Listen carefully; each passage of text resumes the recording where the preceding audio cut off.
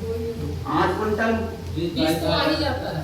20 आ जाता है। 22 बारीक धान और मोटा जो है 24 क्विंटल 24-25 का 30 क्विंटल तक।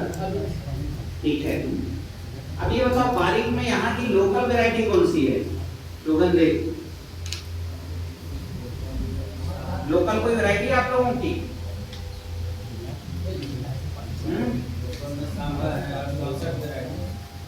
कौन सी है? लोकल की खत्म हो गया सब, खाने वाली लोकल नहीं है। आप जैविक में करते हो? कौन सी वैरायटी लगाते हो?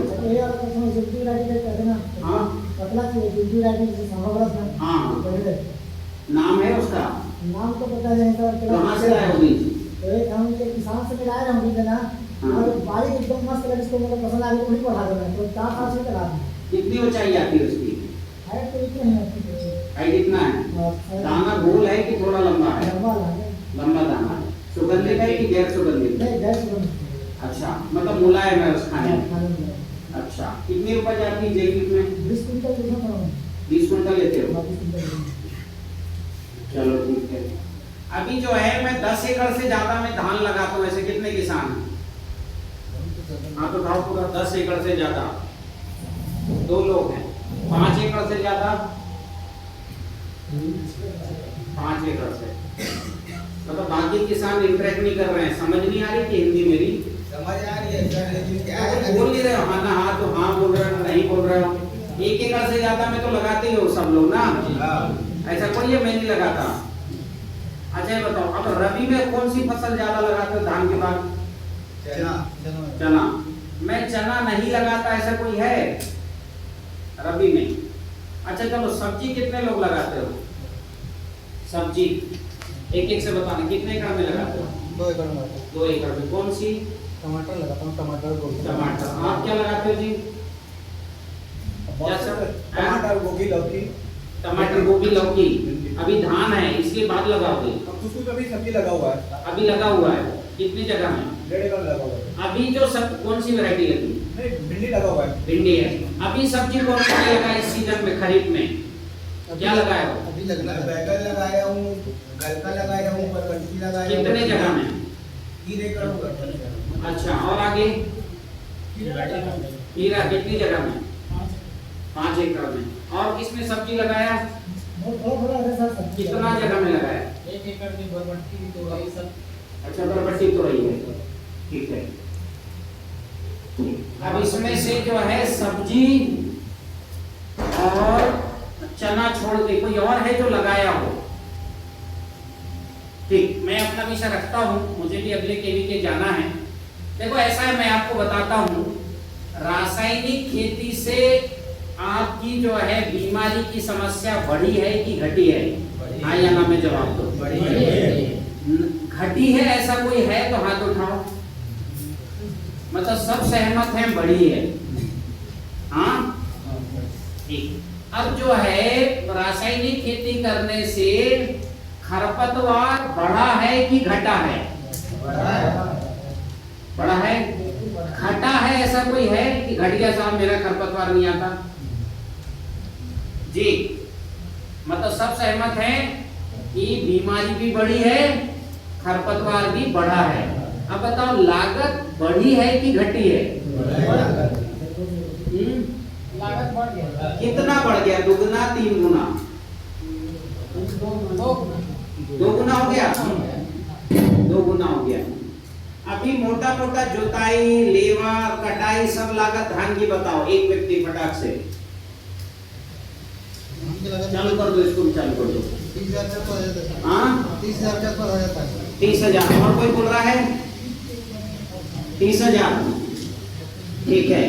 अभी मैं जो है आप सबको, ठीक है, लागत भी बढ़ी, खरपतवार बढ़ा, ठीक है, और बीमारी बढ़ी। अच्छा, अब अंतिम मेरे को एक बताओ, पहले हम जो खेती करते थे परंपरागत और अब जो लागत लगा के कर रहे हैं, कुल लाभ का परसेंटेज बढ़ा है कि घटा है? कुल लाभ जो उपज भी बढ़ी है पहले से, तो कुल लाभ बढ़ा है कि घटा है? कंफ्यूज है, समझ नहीं आ रहा है, घटा है कुल लाभ। ठीक, चलो ठीक है, मैं खैर उतनी बात नहीं करना था, मैं आपको अभी केवल 3 चीजें बताता हूँ कि आपकी देखो लागत बड़ी, खरपतवार बड़ा है, समस्या भी बड़ी है। एक चीज और बताओ, धान की खेती में सबसे बड़ी बीमारी क्या है और कितना % नुकसान करती है? तना छेदक माहू कितना % नुकसान करता है तना छेदक? हाँ 20% तक करते हैं। 20%। 20% करते हैं। इन्होंने बोला 20% नुकसान करता है, सब सहमत है क्या? कम करता है, ज्यादा है, कितना ज्यादा? 50 से 60% तक होता है नुकसान। तना छेदक 50 से 60%। ठीक है, तो 20 से लेके 60% तक, मतलब जहाँ 20 कुंटल धान होना है, मतलब जहाँ 40 कुंटल होना है वहाँ 20 कर देता है। जी बहुत बड़ी समस्या, 40 लिया जा सकता है अगर तना छेदक खत्म हो जाए तो। आपका ये कहना है भैया ज्यादा हो गया है? हाँ, लेकिन 30 के जगह 20 कर देता है तना छेदक, बाली सूख जाती पूरी। ठीक है, माहू कितना नुकसान करता है? पूरा खराब कर देता है पूरा। कितने लोगों के यहाँ माहू आता है? हाथ उठाओ, मेरे यहाँ आता है माहू,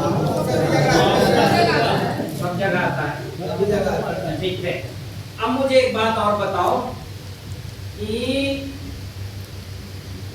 ये जो आपने तना छेदक और माहू जो सबसे बड़ी समस्या है, इससे भी बड़ी समस्या कोई है क्या?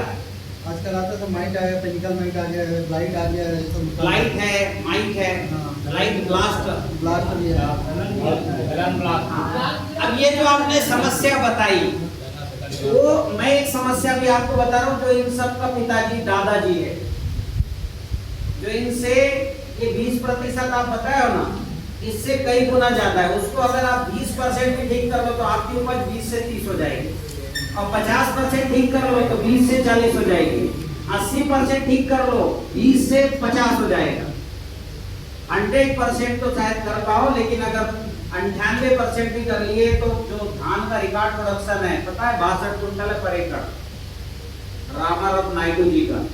मेरा खुद का है 56 क्विंटल प्रति एकड़। मैं जो भी बात बोलूंगा मेरे खुद के रिकॉर्ड प्रोडक्शन है।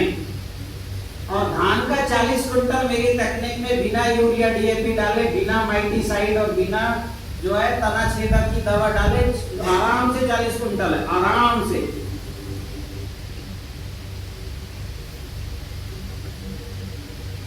मेरी जो समस्या बता रहे हो ना, माइन और तना छेदक, मैं जो समस्या बता रहा हूँ उसके सामने कुछ नहीं है समस्या। पर ये समस्या भी नहीं आएगी और वो भी नहीं आएगी। दिखाओ धान की बाली में, ये रासायनिक खेती जब से हुई है, हमने 2 खेत उखाड़े।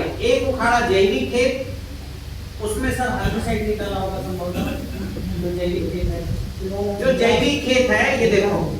एक आप बताओ इनमें से 2 खेत हैं, एक खेत ये है, इसका पौधा देखो इतना अच्छा है, ये देखो पौधा बहुत अच्छा दिख रहा है, और इसका पौधा ये देखो ऊपर से तो अच्छा ही दिख रहा है, इसका हल्का पीलापन है, इसका हरा कच्चा है। अब इसकी जड़ देखो इनकी, और जड़ देखो, और आपस में जड़ जो है, दिखाओ भैया इधर जाओ, और सब जो है जड़ देखो, और इसकी जड़ देखो, इसकी गौर से देखना, दे दो सब। एक तो ना ऐसे एक दो, एक ये आप लोग ये दोनों देखो, देखो भैया जड़ देखो हाथ से देख लो। जिनको खेती ठीक करना है अच्छे हाथ से देखो भाई, इनको देखो जो प्रगति से देखो हाथ से वाला है। जो हल्का पीला है वो जैविक है, और जो हरी कच्च धान है पत्ती, चौड़ी पत्ती, वो वैरायटी का 1919 है, सीटी 1919 है। और जो जैविक का दूसरा सिलेक्शन है, जो थोड़ा पीला धान। बात नहीं करो भाई, तुम जो जड़ को हाथ से देखो, पकड़ के देखो।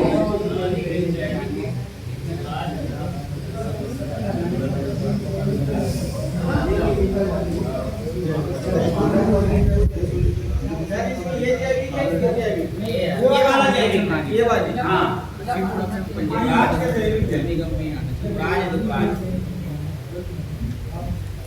देख लिए जड़ अच्छे से। अब आप जड़ चाहो देखते रहो, मेरे तरफ कंसंट्रेट। देखो मुझसे बात करो थोड़ी देर, मैं थोड़ी देर आप समझ लो केवल। मेरे अभी तक 38 फसलों में हाईएस्ट रिकॉर्ड प्रोडक्शन है केमिकल से ज्यादा। कितनी? 2-4 फसल नहीं, ठीक है। और 2 फसलों का अंतरराष्ट्रीय रिकॉर्ड है। धान का उत्पादन है 26 क्विंटल करके दिखाया है, और आपके यहाँ भी हो जाएगा अगर मेरी बात मान लो तो 40 तो हो ही जाएगा, ठीक है। तो केवल कुछ बातें समझो। ये बताओ, आपने ये जो जड़ देखा, ये स्वस्थ है कि अस्वस्थ है? सबसे पहले मुझे बताओ, कितने लोग अपने खेत का जड़ उखाड़ के देखे? आप देखे? आप देखे हो? कैसी है जड़? ऐसी दिख रही, ऐसी है कि ज्यादा सफेद है? कितनी सफेद है? ये दिख रहा है ऐसा ही है, थोड़ा बड़ा है और थोड़ा सफेद है। बहुत अच्छा, अच्छा। अब ये बताओ, ये जड़ जिंदी है कि मरी है? हाँ, अच्छा बताओ, जिंदा जड़ की क्या पहचान है? वो मोटी मोटी रहती है कि पोची रहती है? जिंदा जड़ की क्या पहचान है? मोटी रहती है पकड़ने में कि पोची रहती है? नहीं समझ में आ रहा आप लोगों को? अच्छा, जो जड़ लाल हो गई वो स्वस्थ है कि अस्वस्थ है? सबका मानना है अस्वस्थ है, ठीक है। असल में आप लोग कभी स्वस्थ जड़ नहीं देखे।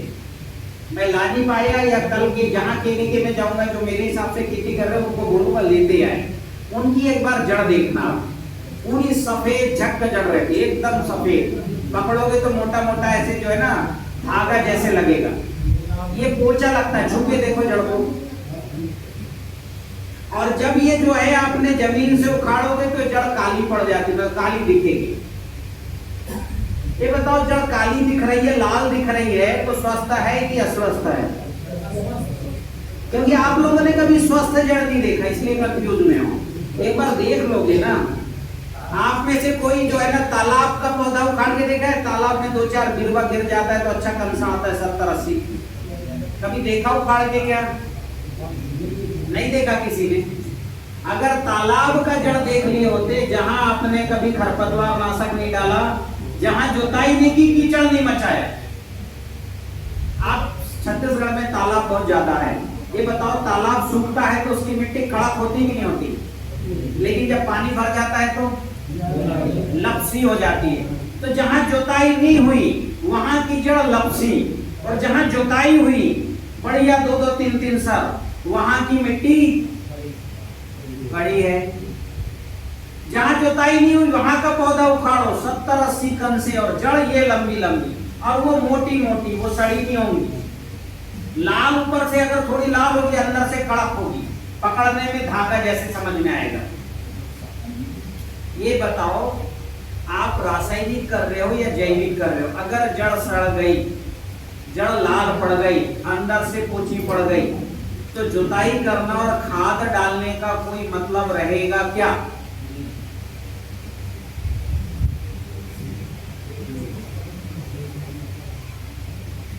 बताओ। तो मतलब नहीं है। आप रासायनिक करो या जैविक करो, यदि अगर जड़ सफेद हैं, जड़ स्वस्थ हैं, तो पौधा जो है बाली लंबी निकालेगा।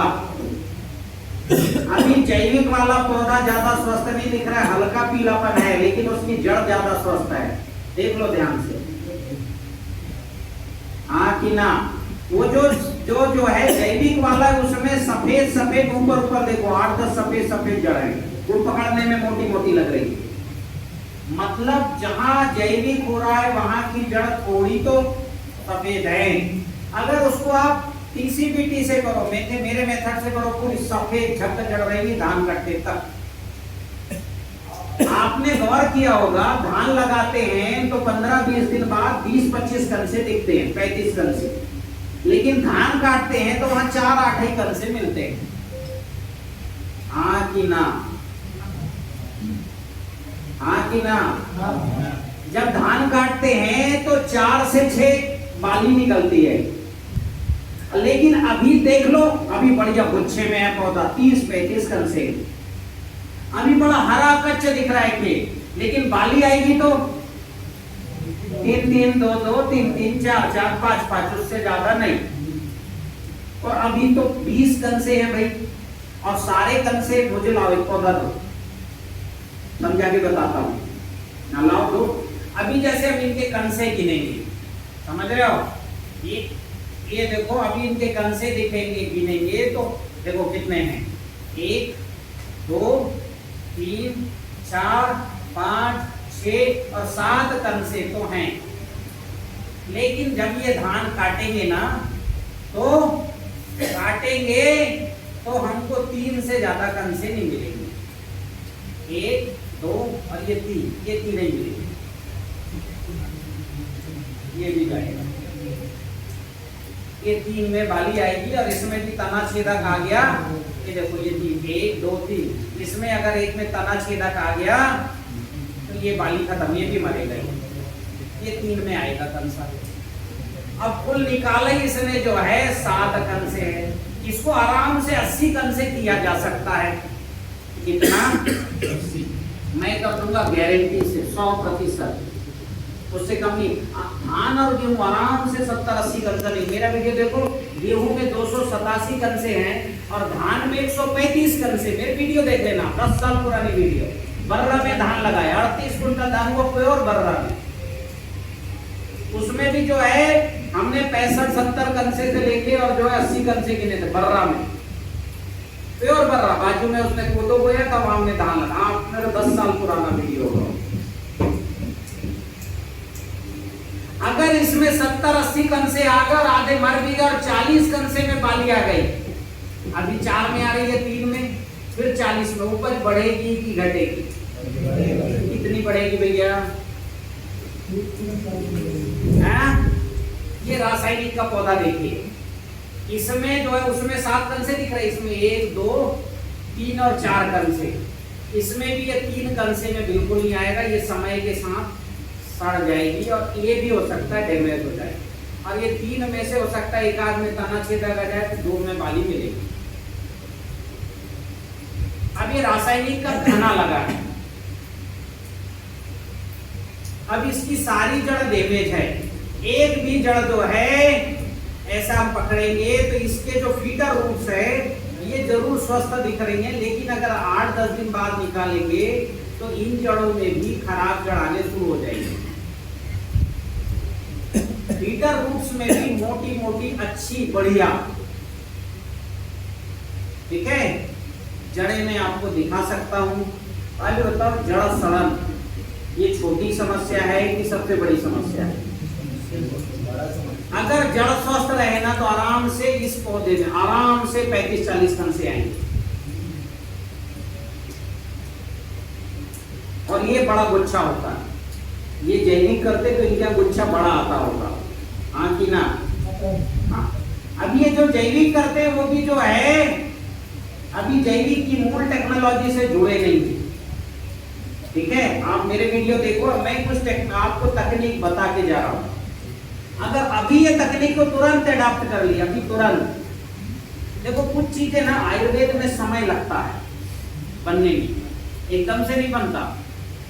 बनने फैक्ट्री में बनता तो अभी तक मसाला डालो दर्द निकल गया, इसमें समय लगता है आयुर्वेद। तो ठीक है, अगले सीजन के लिए बनाना, और इस सीजन के लिए जो बनाए हैं उनसे ले लेना, ठीक है? कल महासमुंद में मीटिंग थी तो वहां 2 किसान आ गए थे, वो खूब बनाए। यहाँ भी 2 किसान आए हुए हैं, तो मैं आपको परिचय नहीं, दूसरे जिलों से कुछ चीजें जो अभी बना सकते हो। अच्छा, आप कर रहे हो, ठीक से बनाए हो जैव रसायन, कितना बनाया, कितना बनाए हो ये बताओ अभी? 2500 लीटर 2500 लीटर है, एक बहुत बढ़िया। कहाँ रहते हो? धमतरी में। तो डीसीबीटी से कियो धान क्या लगाया? केला लगाया, खीरा लगाया। कितने एकड़ में? 5 एकड़ में। कितना दिन हो गया खीरा?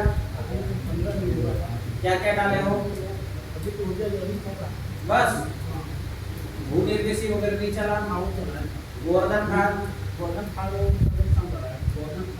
भूमि उपचार शुरू में हुआ है, हुआ है, फसल कैसी है?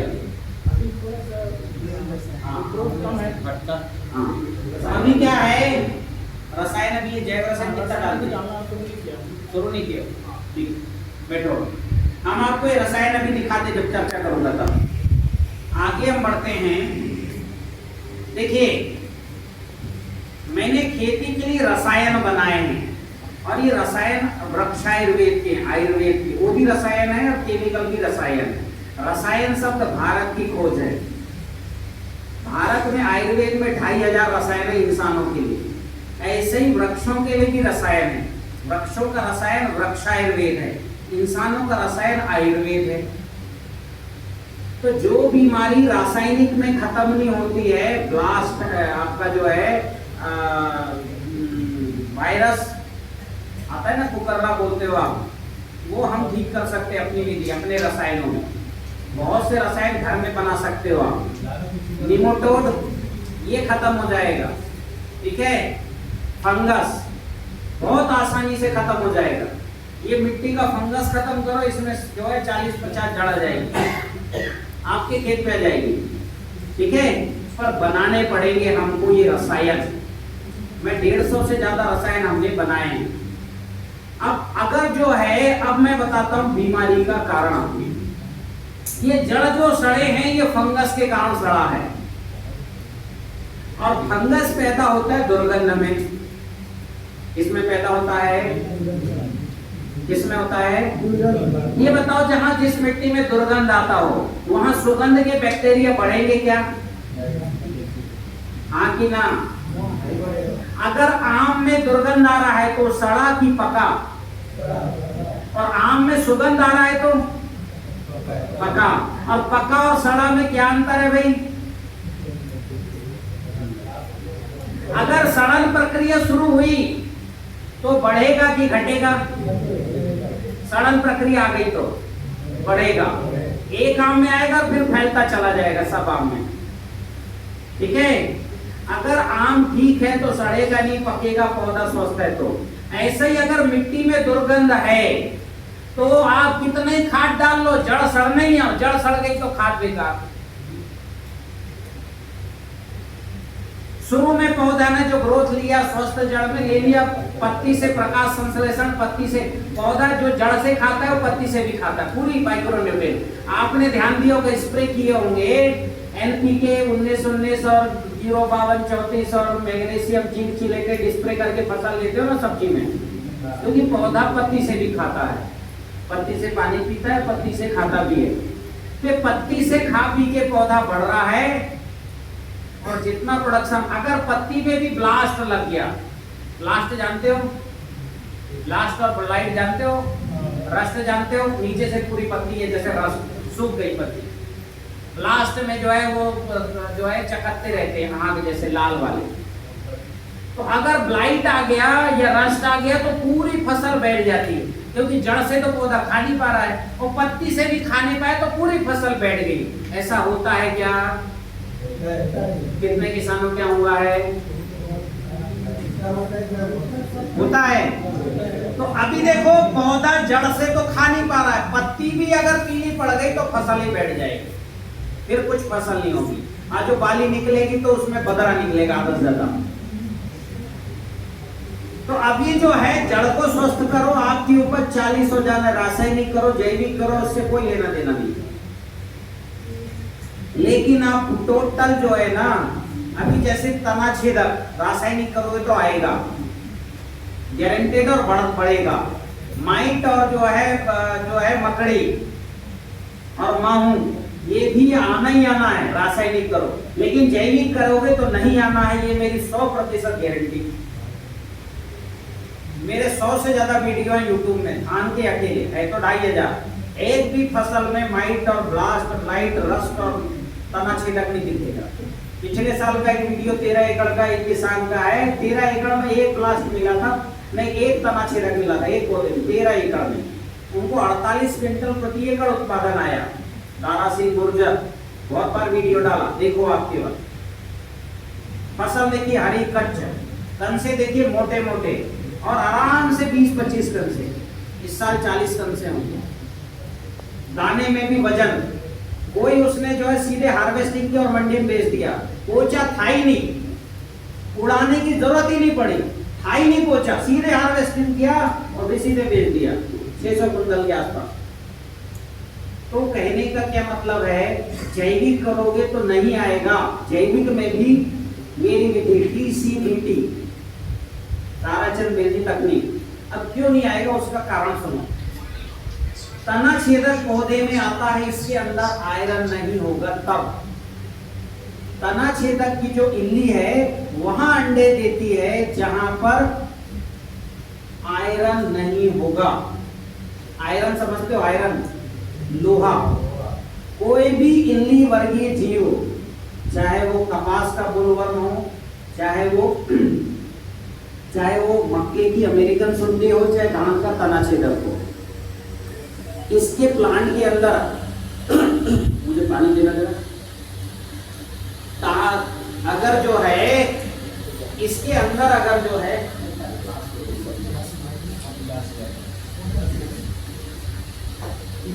हाँ पीना है, ये इसके अंदर जो है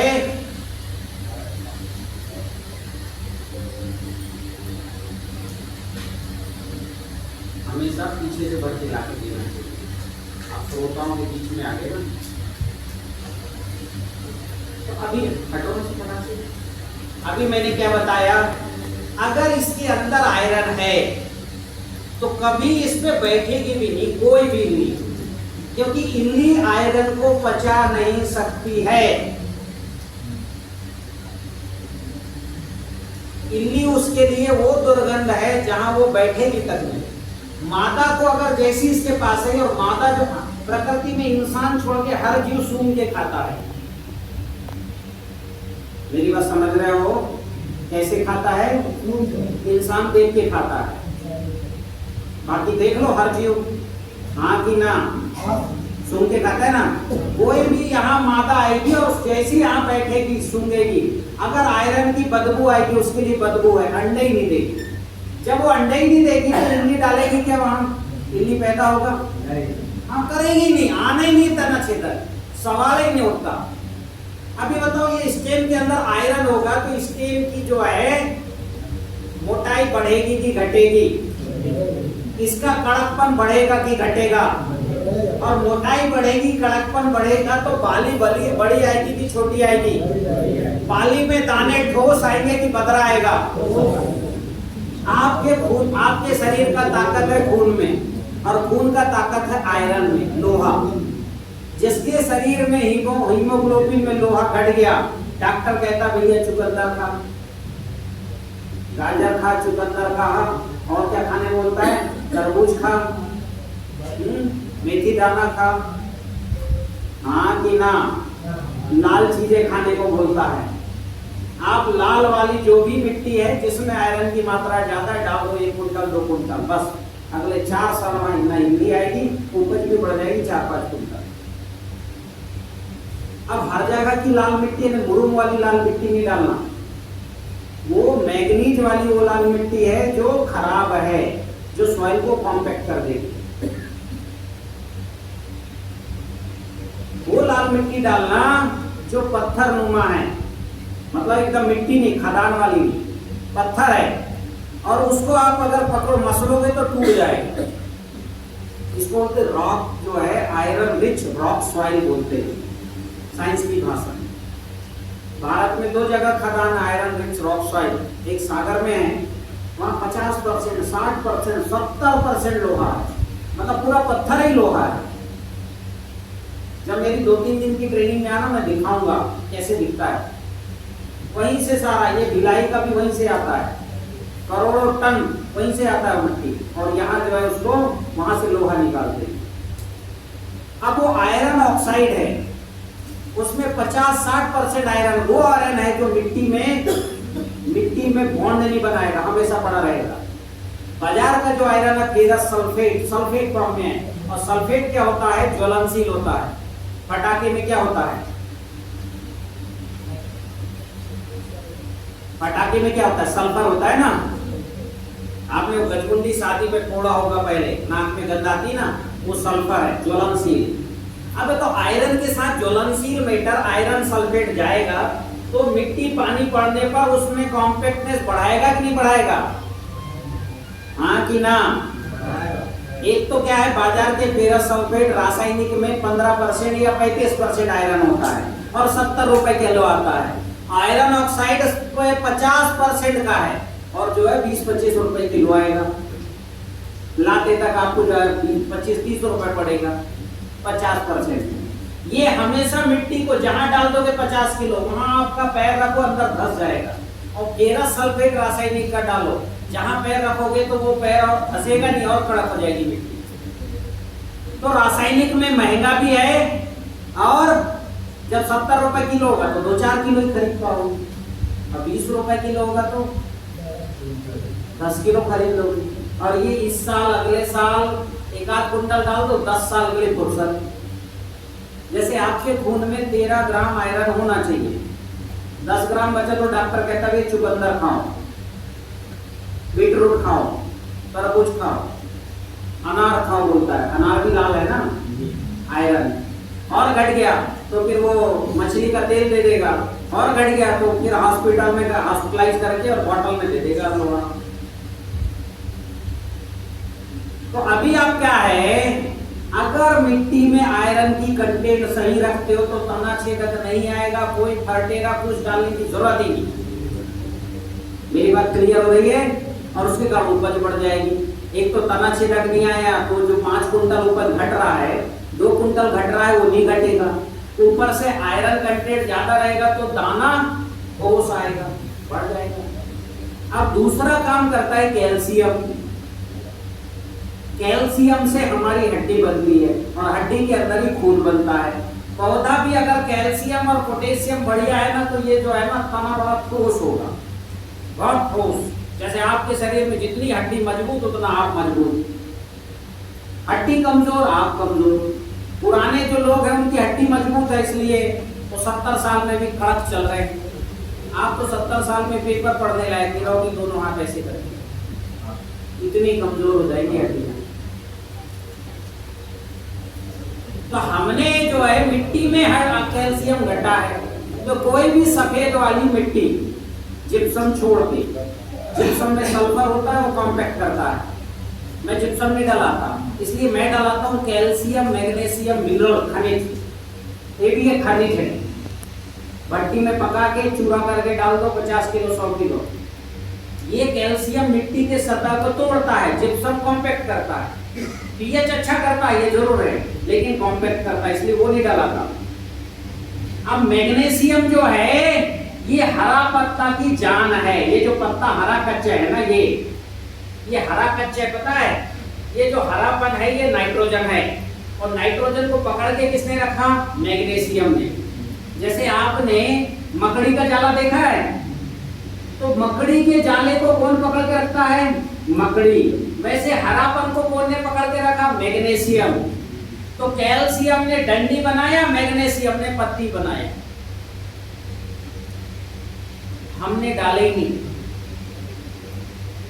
अगर ये प्लांट में है तो रसचूसा कीट नहीं आएंगे, क्योंकि रसचूसा कीट मैग्नीशियम और कैल्शियम को चूस नहीं सकते।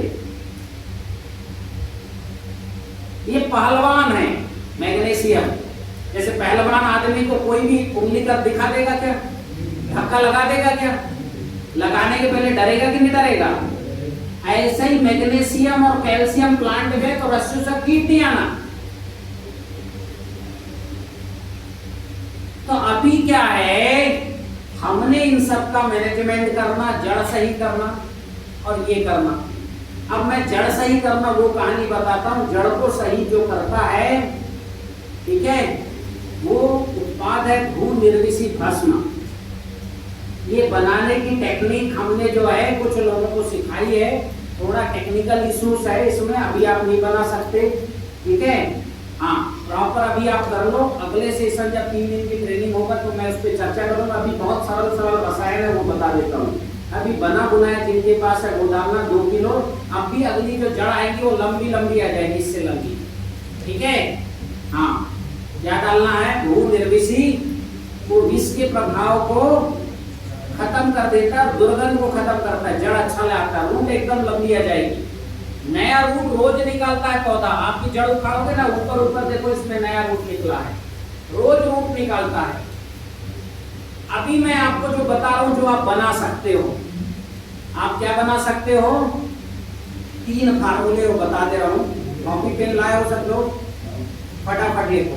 पहला फार्मूला है डीएपी का विकल्प, ठीक है? हाँ, और जो मैंने आपको कैल्शियम मैग्नीशियम बताया, मतलब फास्फोरस, पोटास, कैल्शियम, मैग्नीशियम, इसकी पूर्ति करता है कुछ माइक्रोन्यूट्रिएंट की, ठीक है? हाँ, सोडियम भी बहुत महत्वपूर्ण माइक्रोन्यूट्रिएंट है। आप अगर नमक ना खाओ खाने में तो मजा आता है खाने में क्या? तो नमक, सोडियम की हमारे शरीर में जो है कोशिका वृद्धि 1 से 2, 2 से 4 करने में बहुत महत्वपूर्ण भूमिका निभाता है। इसलिए भोजन में नमक का उतना ही स्थान है जितना राज्य में राजा का, ठीक है? हाँ, तो ऐसे ही जो है, तो सोडियम का भी एक बड़ा रोल है। तो अभी कौन सा सोडियम? जो नेचुरल समुद्र से निकला है, जो फर्मेंट हो गया, पका लिया, वो नहीं, ठीक है? तो मैं जो बताता हूँ आप टेक्निक मत समझो, आप तो काम समझ लो। अभी तक मैं आपको एज ए साइंटिस्ट कन्विंस कर रहा था, ठीक है? अब मैं आपको एज ए जो है आपका वेलविशर आप कर सको वो मैं बता रहा हूँ, ठीक है? फिर टेक्निकल चर्चाएं करते रहेंगे, वो तो बहुत लंबी है। तो आपको क्या करना है, अभी घर जाओ, 100 लीटर पानी के हिसाब से बता रहा हूँ, बढ़ा घटा वो आप उस हिसाब से करना। 100 लीटर पानी में 10 किलो सरसों की खली डालो। सरसों की खली में फास्फोरस और पोटास है, ठीक है? हाँ, 5 किलो उसमें जो है समुद्री नमक डालो, गड़ा वाली मिलती है छत्तीसगढ़ में, गड़ा नमक, ठीक है? 5 किलो डालना। और 2.5 किलो उसमें चूना डालना। कौन सा? बिना बुझा, खाने वाला चूना नहीं, वो गड़ा वाला जो वहां मिलता है, क्या बोलते हैं उसको, लाठी वाले की दुकान पे, हाँ, लाठ वाला दुकान होता है ना, वहाँ गड़ा वाला, बिना बुझा, ठीक है? और 1 किलो फिटकरी लाना। क्या लाना? अब फिटकरी में डुप्लीकेट फिटकरी बहुत आता है सफेद में, इसलिए लाल फिटकरी आप प्रयास करना, वो नहीं है डुप्लीकेट। सफेद में 90% खराब है, ठीक है? तो सफेद हो तो चेक करा लेना। यहाँ 2-3 किसान है, इनका बताता हूँ, ये लोग, इनको मैंने सिखा दिया चेक करना, ठीक है? चलो खड़े हो जाओ आप लोग, 2-3 लोग। एक हमारे हैं ये दीप सलाने, ये BSc AG में करने वाले हैं। ये जो है मेरी टेक्निक को 2000 जो है कब से कर रहे हो, फॉलो करो 2024 से, ठीक है? और जो साठिया धान है ना, 2.5 फुट का होता है, 4 फुट 4.5 फुट का इसमें निकाल लिया, ठीक? बहुत बढ़िया। तो ये कर रहा है, पढ़ भी रहा है, फॉलो कर रहा है, सीख गया। तो ये है इनका नंबर, अभी हम बोल देते हैं। दूसरा और कौन है भाई? ये पुरुषोत्तम बंजारा जी हैं। कहाँ है पुरुषोत्तम जी? नहीं, अभी वो किसान अभी नहीं, अभी शुरुआत कर रहे हैं, अभी तुम नहीं करोगे, गड़बड़ है। ये पुरुषोत्तम बंजारा जी हैं। अपना नंबर बोलो तुम, दीपक दीप सलाह में बोल दो, लिख लो हाथों हाथ। नंबर 62 61 23 68 39। रिपीट कर 62 61 23 68 39। ठीक है पुरुषोत्तम जी, आप ही नंबर बताओ। ये जो है मेरे सभी फार्मूले बनाना